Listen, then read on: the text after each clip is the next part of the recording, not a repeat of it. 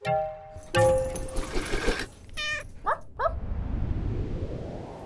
probably an 8-week-old kitten. Welcome to Vet Ranch. I'm Dr. Matt. We have an 8-week-old kitten with a broken leg. It got x-rays at another vet. I'll show them to you in just a second. I am texting them to a surgeon to get his opinion on if it's fixable or if she needs an amputation. She, he? She. She. This is my first time to actually see her. So if she needs an amputation, it's obviously this back right leg. It's broken up high on the femur. It's kind of out of my comfort zone doing a surgery like that. Yeah, it's not going to heal either because her bone is pulled way up over here. It's displaced. She's not super painful though. Anyway, I'll show you those x-rays in just a second after I text the surgeon.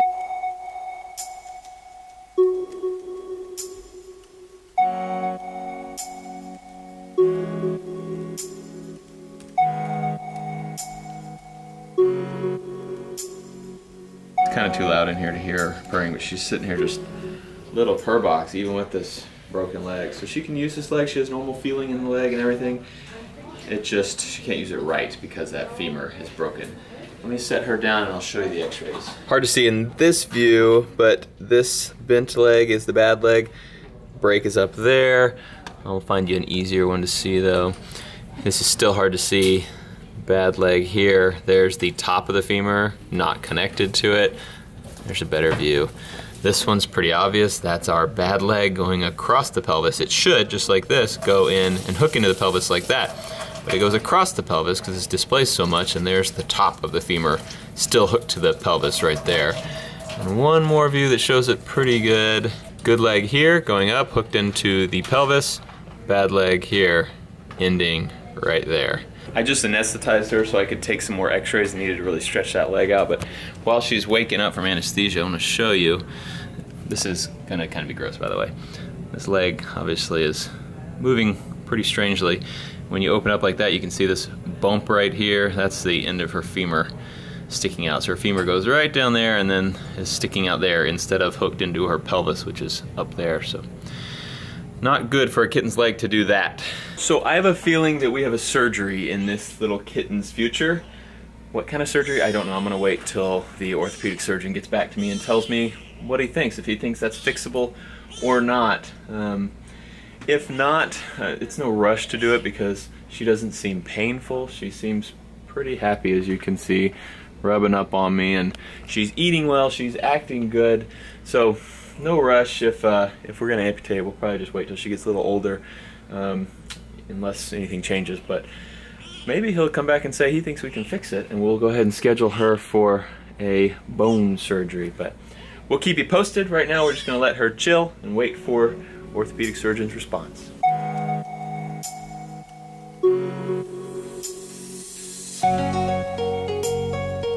It's been about 10 days and our kitten is big enough for surgery. So we are going to schedule a surgery ASAP with a surgeon who believes that he at least has a decent chance of fixing this leg. Time will tell. We may end up having to amputate or maybe just leave it alone if it doesn't work, but it sure would be good if we get this bone to reattach. Hello, little kitten. I have good news. We have your surgery scheduled. I have bad news. It's in about 20 minutes.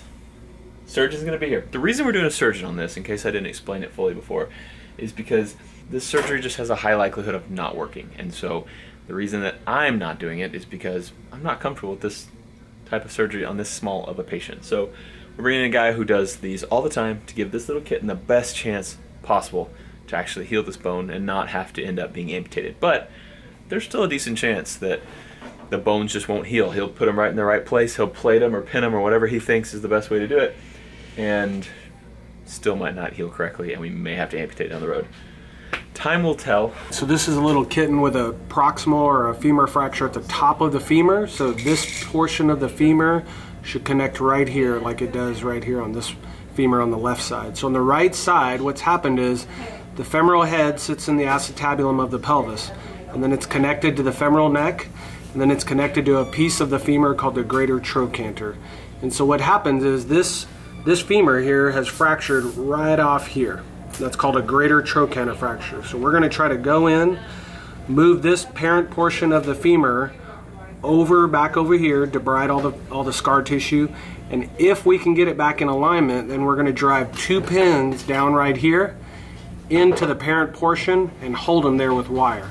And so that'll be the goal of the surgery. The challenge that we have is, this being a young kitten, the bone is really, really soft.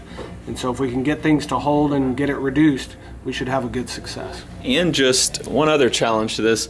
This is that R right there. So you can see kind of a size difference. That is tiny.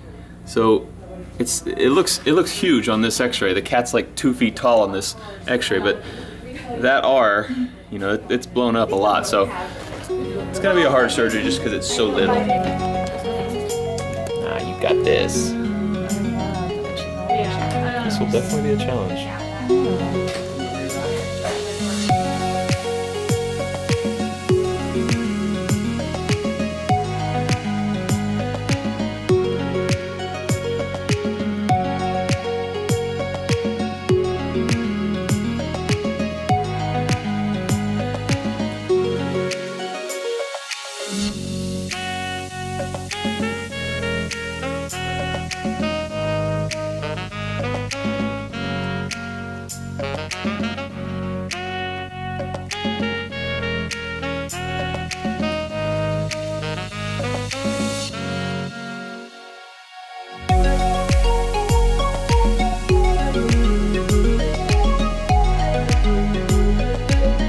Finished surgery.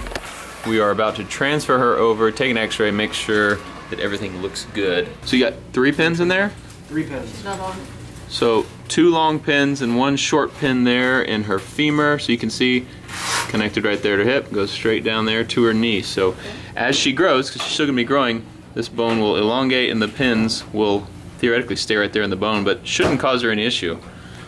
We are waking the old girl up right now. About 10 minutes after surgery, kitten is awake, and basically now we just wait and hopefully she'll start using that leg, walking around on it, and it will heal quickly.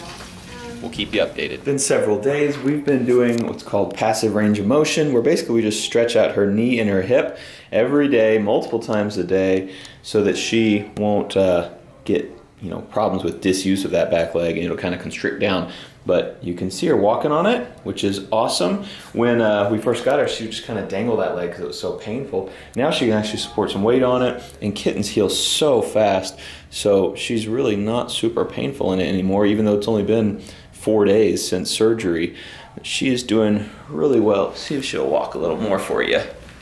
Well, look at that, putting weight on her leg. Come here, kitty. Come here. That is awesome. I think we're gonna have a totally normal kitten at the end of this. Come here. You can tell she still walks on it pretty gingerly, a little weird, but much better than a few days ago. This girl has a foster who's going to take her now. She'll probably keep her for a couple weeks and then we'll see her back. Unless there's any issues, we'll see her sooner. But assuming everything is going well, we'll leave her with the foster for a few weeks. It has been a month since surgery and we have her back. She's been with a foster and she just came back in and she's very nervous to be back at the vet clinic. I haven't seen her walking around yet. I've just been trying to warm up to her in her little cat box here. What do you think? I don't think she's excited to see me. I'm gonna get her out, let her walk around.